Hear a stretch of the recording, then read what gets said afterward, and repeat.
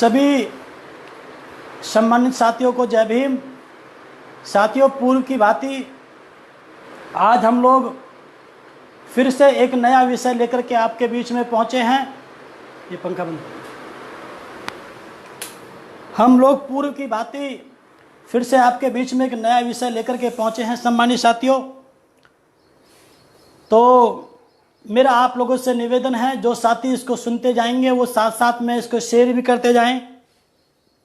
जैसा कि स्क्रीन पे दिखाई दे रहा है सम्मानित साथियों, अपनी बात शुरू करने से पहले सभी महापुरुषों को नमन करते हुए, बहन जी को अपना आदर्श और नेता मानते हुए हम लोग अपनी बात शुरू करते हैं।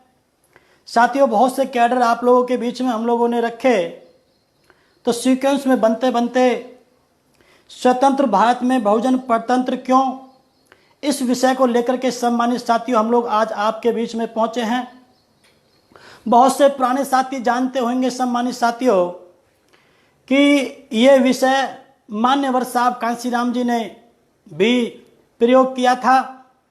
उनका नाम था, उनके विषय का जब उन्होंने टच किया था कि स्वतंत्र भारत में बहुजन आश्रित क्यों हैं, दूसरे के ऊपर डिपेंड क्यों हैं। इंडिपेंडेंट स्टेट के अंदर, इंडिपेंडेंट कंट्री के अंदर Bahujan Samaj, SC ST OBC minority समाज दूसरे के ऊपर डिपेंडेंट क्यों हैं, ये बात लेके सम्मानित साथियों आपके बीच में आए थे। जी सर, स्क्रीन आगे बढ़ाइए। साथियों, जैसा कि मैं आप लोगों को बता रहा था कि 1947 में भारत देश आज़ाद हुआ और आज़ाद होने के बाद 1997 में पूरे जब 50 साल जब पूरे कंप्लीट हो गए थे सम्मानित साथियों, तो पूरा देश इसको गोल्डन जुबली के नाम से मना रहा था कि हमको 50 साल पूरे हो चुके हैं। बड़े धूमधाम से पूरा देश के सत्ताधारी लोग मना रहे थे, लेकिन मान्यवर साहब कांशीराम जी ने अपना प्रोग्राम समाज को जागरूक करने के लिए अलग से चलाया था सम्मानित साथियों। 1900 आप लोग इसमें देख सकते हैं, मेरा वो उसमें होगा डन, उसमें इस वाले कमरे में आप लोग देख सकते हैं। हमने आपको लिखा है 1947 में देश आज़ाद हुआ और 1997 में आज़ादी की 50वीं वर्षगांठ को उपरोक्त विषय पर बताया मान्यवर साहब। इस वाले बगल में, इस वाले में। तो साथियों, जब पूरा देश सत्ताधारी लोग जब इसको मना रहे थे, तो सम्मानित साथियों इस वाले बगल वाले में, इस वाले में, हाँ इस वाले में नहीं पहुंच पाए वो। तो जब उसको वो मना रहे थे, तो साथियों मान्यवर साहब कांशीराम जी अपनी बात बता रहे थे। साथियों, क्यों वो बता रहे थे, दिल्ली में भी बताया, अन्य जगह में भी बताया कि जब वो लोग 50वीं वर्षगांठ को जब वो लोग मना रहे थे, तो मान्यवर साहब कांशीराम जी ने जो बताया कि पाकिस्तान, जब ये देश का बंटवारा हुआ 1947 में, तो पाकिस्तान से जो लोग भारत देश के अंदर आए थे सम्मानित साथियों, हम आपको ब्रीफ करते हुए चलेंगे। हम आपको पहले बता देते हैं कि हम लोग क्या क्या आपके बीच में रखेंगे। आगे चलो, ये हम आपको बताएंगे कि साहब कांशीराम जी ने क्या बताया। आंतरिक आज़ादी का आंदोलन किस प्रकार से इस देश के अंदर चला, ये हम आपको सम्मानित साथियों बताएंगे। किस प्रकार से ये जो पूरा देश है हमारा, इंडिया, भारत और हिंदुस्तान, 3 हिस्सों में किस प्रकार से बटा हुआ है, ये सम्मानित साथियों हम लोग आपको बताएंगे। जी आगे चलो, ये सब चीजें हम आपको बताएंगे। बाबा साहब ने भोजन की जातियों को 3 हिस्सों में बांटा, SC ST OBC, लेकिन किस प्रकार से हम लोग अभी तक भी उसको पूरा नहीं कर पाए। आंदोलन बनाओ मनोविज्ञान के बारे में हम लोग आपको बताएंगे, क्योंकि अगर आपको आंदोलन चलाना है तो आपको मनोविज्ञान पर आपका अध्ययन होना सम्मानित साथियों बहुत जरूरी है। ये हम आप लोगों को बताएंगे। और परिवर्तन चाहिए तो ये सब इस तरह से बातें हम आपको बताएंगे। चलो आगे चलो, मोदी जी के सामने ये सब चीजें हम मनोविज्ञान से संबंधित सम्मानित साथियों ये सारी बातें हैं।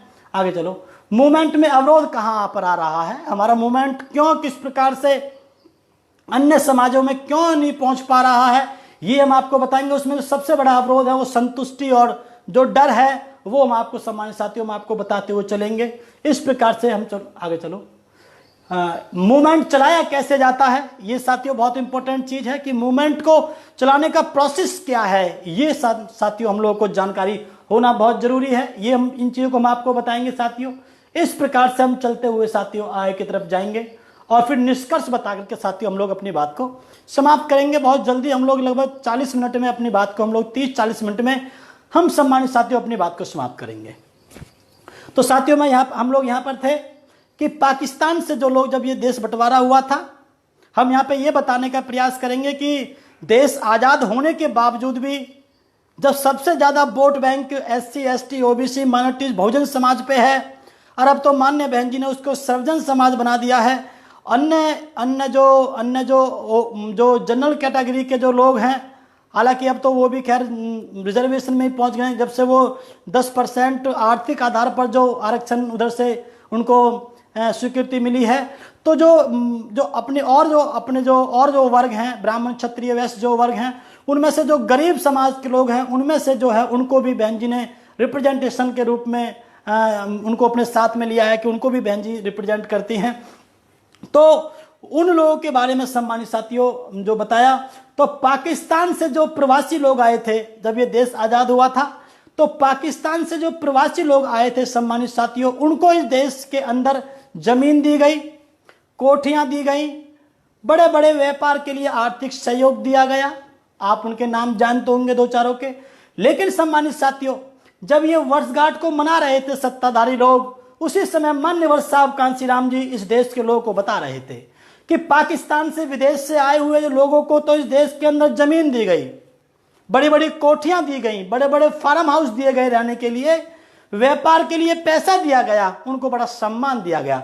लेकिन भारतीय जो प्रवासी हैं, जो भारत के अंदर, जो अपने देश के अंदर जो प्रवासी हैं, उनको सम्मानित साथियों क्या दिया?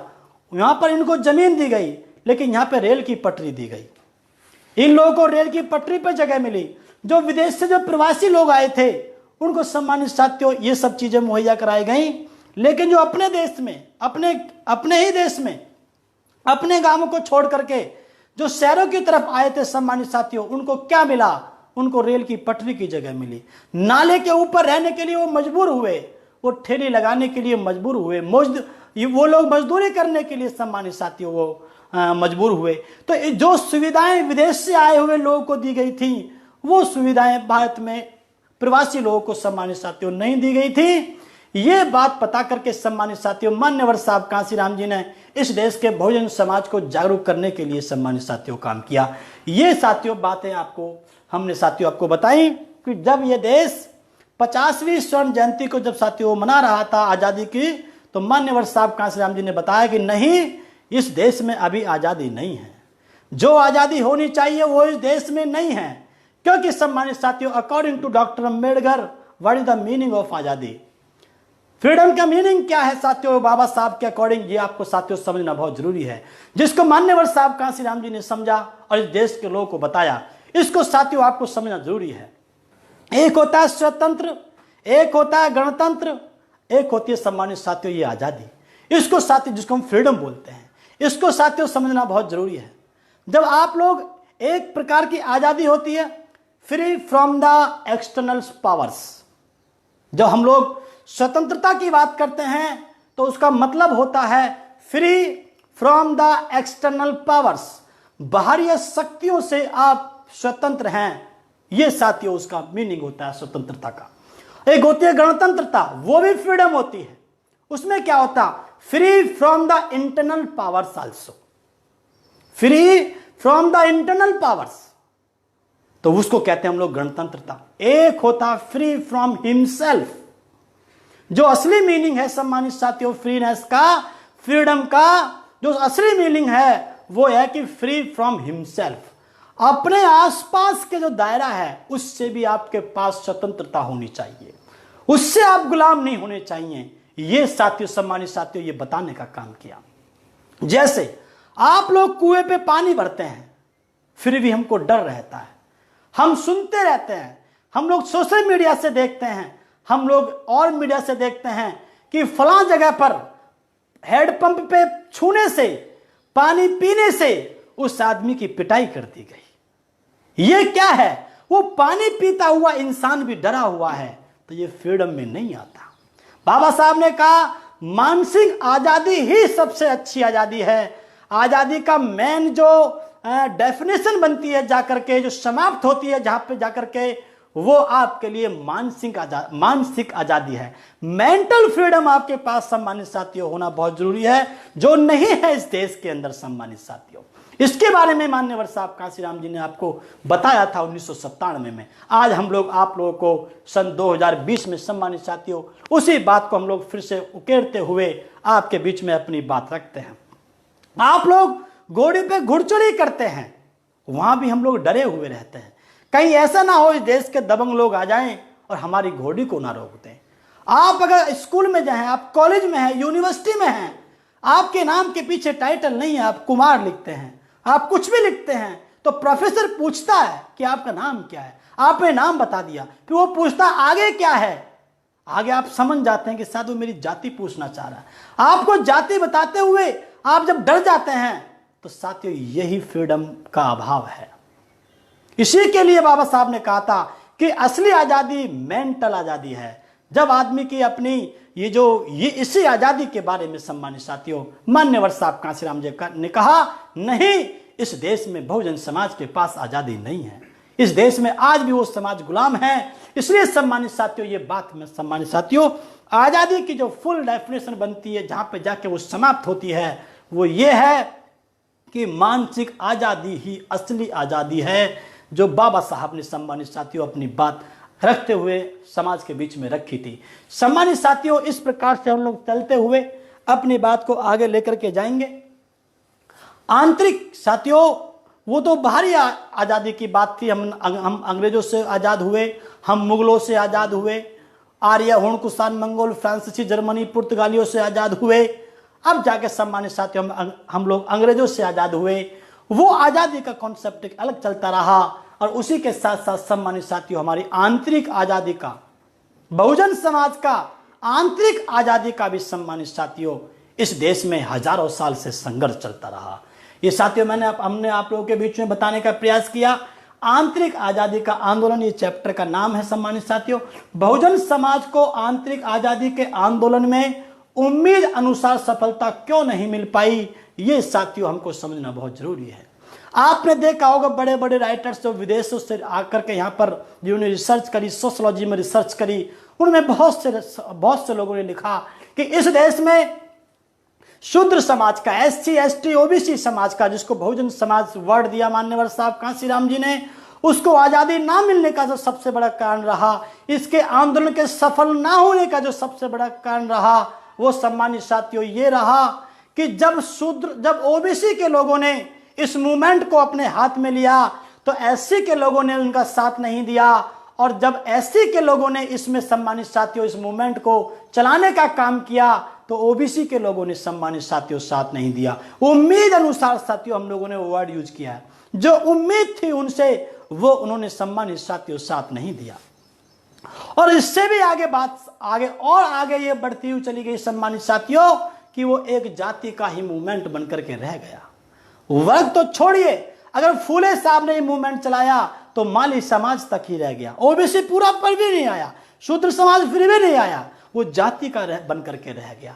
अगर किसी ने इधर जो है ये इधर जो वर्मा जी, रामस्वरूप वर्मा जी ने चलाया, ललित सिंह यादव ने चलाया, अगर रामस्वरूप वर्मा जी ने कानपुर के क्षेत्र में चलाया तो वो केवल पटेल का बन करके रह गया, ललित सिंह यादव जी ने चलाया तो वो यादव समाज का बन करके रह गया। सम्मानित साथियों अगर कुर्मी साहब ने उधर उन्होंने सत्यपति साहू जी महाराज ने चलाया तो उनकी बिरादरी का बन करके रह गया। तो सम्मानित साथियों बुद्ध ने चलाया, आप लोग अच्छी तरह से जानते हैं, फूले ने चलाया, और रविदास ने, कबीरदास ने चलाया, सात्य नारायण गुरु ने चलाया, बिरसा मुंडा ने चलाया, उसी जाति का बन करके रह गया।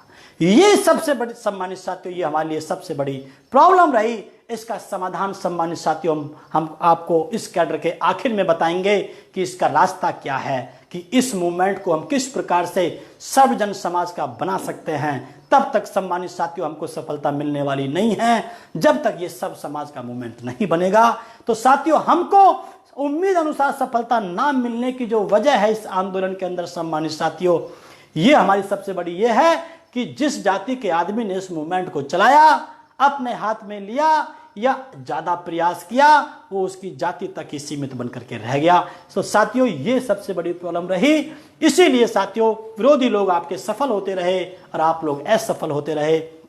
ये बात सम्मानित साथियों हम लोग आगे आपको बताएंगे। मेरा आप लोगों से निवेदन है, जितने साथी हमारे हमारे कैडरों को सुनते हैं या शेयर करते हैं, सम्मानित साथियों, मैं आप लोगों से निवेदन करता हूं, आगे आगे जाकर के आप लोग अगर इस देश में इस मूवमेंट को गति देना चाहते हैं तो आपको इन कैडरों को सम्मानित साथियों सुनना पड़ेगा, समझना पड़ेगा, पूरा सुनना पड़ेगा। सम्मानित साथियों, ये हमारे 20 साल का हमारा ये हमारे जो अध्ययन किया है हम लोगों ने, ये उसका कंसिडरेशन है, ये उसका प्रतिफल है। हम बहुत सारी किताबों का मटेरियल आपको 1 घंटे के अंदर बताने का काम करते हैं। सम्मानित साथियों, बहुत आसानी रहेगी अगर आप लोग वक्ता बनना चाहते हैं, मूवमेंट में काम करना चाहते हैं, तो आपको सम्मानित साथियों बहुत आराम रहेगा। इसलिए आपको इन कैडरों को सम्मानित साथियों बहुत आपको सुनना बहुत जरूरी है, समझना बहुत जरूरी है। हालांकि 4-4, 5-5 लाख लोगों तक भी हमारी बात पहुंच रही है। मैं उन सभी साथियों का धन्यवाद करता हूं जो इस मूवमेंट को गति देने के लिए तन मन धन से सहयोग कर रहे हैं। उन सभी साथियों को हम धन्यवाद करते हुए अपनी पूरी टीम से बात को सम्मानित साथियों आगे करते हैं। हम आपको बताएंगे किस प्रकार से सम्मानित साथियों ये देश जो है, ये हमारा आंदोलन किस प्रकार से रुक रहा है। साथियों, इसके एक वजह ये भी है जो हमने पॉइंट नंबर 2 में रखा है। ये जो देश है ये 3 हिस्सों में सम्मानित साथियों बटा हुआ है। आप लोग समझ सकते हैं, India, number 2 Bharat, number 3 Hindustan. एक इंडिया, एक हिस्सा भारत के अंदर, इस देश के अंदर एक हिस्सा इंडिया होता है, एक हिस्सा भारत होता है, एक हिस्सा हिंदुस्तान होता है। ये 3 हिस्सों में पूरा देश बटा हुआ है, 3 वर्ग में देश को बटा हुआ है। ये साथियों आपको समझना बहुत जरूरी है। बहुत इंपॉर्टेंट चीजें हम लोग साथियों आपके बीच में आगे लेकर के आएंगे। साइकोलॉजी से संबंधित साथियों हम लोग आपको बताएंगे। इंडिया क्या है? वो उच्च वर्ग है। जो इंडिया मानता है उसके ज्यादातर संबंध बाहर से हैं, विदेश से हैं, तो इंडिया मानता है। भारत को इंडिया बोलेगा वो आप लोग। तो ये इंडिया वाला जो हिस्सा है ये जाति को नहीं मानते, ये धर्म को नहीं मानते। यह वह वर्ग है जो जाति अथवा धर्म को नहीं मानते। रोटी और बेटी का संबंध अपनी हैसियत के हिसाब से कहीं भी बना लेते हैं। इनको ना जाति से मतलब है, ना धर्म से मतलब है। ये बात आप अच्छी तरह से जानते हैं। जब उच्च वर्ग में, चाहे वो डॉक्टर लोग हो, चाहे इंजीनियर लोग हों, चाहे बड़े बड़े लोग हों, अधिकारी लोग हों, आपने देखा होगा आप कितना ही विरोध करते रहें, लेकिन सम्मानित साथियों, ये अपनी शादी करते समय ये लोग ना जाति को देखते हैं, ना ये धर्म को देखते हैं। आप लोग अच्छी तरह से जानते हैं, चाहे टीना डाबी का केस रहा हो, चाहे और लोगों का केस रहा हो। ये तो बिल्कुल रेयर, अभी लेटेस्ट केस है। सम्मानित साथियों, ये वह वर्ग है जो इस देश को इंडिया मानता है। ना तो वो जाति को प्रायोरिटी देता है, ना वो धर्म को देता है। इस प्रकार से इस वर्ग में ये देश का एक काफी बड़ा तबका इस देश के अंदर रहता है। सम्मानित साथियों, इनको साथियों हमारा समझना बहुत जरूरी है। आगे जाके आपको इनकी रेलिवेंसी समझ में आएगी कि ये बातें मैंने आपको क्यों बताई। सम्मानित साथियों, हम लोगों ने नंबर 2 पे भारत है, पहले आपका इंडिया था, नंबर 2 पे भारत है। ये मध्यम वर्ग है, ये मध्यम वर्ग है। ये सम्मानित साथियों, ये जाति को मानते हैं, ये धर्म को मानते हैं। ये जाति धर्म को मानते हैं, उससे पहले वाले लोग जाति धर्म को नहीं मानते, वो हैसियत को मानते हैं। सम्मानित साथियों, क्योंकि वे इंडिया में जीते हैं वे लोग यहाँ पे। लेकिन साथियों, जाति धर्म को ये लोग मानते तो हैं, जो ये वर्ग रहता है, परंतु आवश्यकता के अनुसार दोनों तरफ एडजस्ट हो जाते हैं। दोनों तरफ, नीचे की तरफ भी आ सकते हैं, ऊपर की तरफ भी जा सकते हैं। आवश्यकता के अनुसार साथियों ये लोग अपने जीवन जीते हैं। वे लोग जो है पहले वाले, जो हमने इंडिया बताया, ये लोग ज्यादातर महानगरों में रहते हैं, ये लोग ज्यादातर नगरों में रहते हैं। और जो हिंदुस्तान जो वर्ग है इस देश में, इस देश का ये निम्न वर्ग होता है। सम्मानित साथियों, ये जो है इनका थोड़ा सोचने की जो स्थिति है इनकी अपेक्षा थोड़ी सी हल्की होती है। तो इन लोगों को बिना धर्म के, बिना जाति के गुजारा नहीं होता है।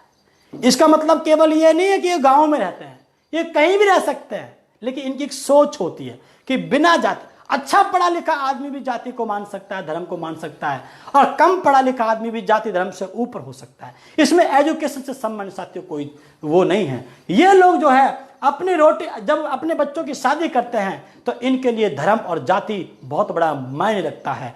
ये लोग वे होते हैं सम्मानित साथियों, अगर इनको पता चल जाए कि हमारी लड़की ने, हमारे लड़के ने किसी दूसरी जाति में शादी कर ली है, तो ये साथियों उसकी हत्या तक भी कर देते हैं। जिसको ऑनर किलिंग के नाम से इस देश के अंदर जाना जाता है। तो ये 3 वर्ग में जो ये देश बटा हुआ है, इसमें आप कैसे एकता ला पाएंगे, ये साथियों आपको आगे साथियों हम लोग समझाने का काम करेंगे।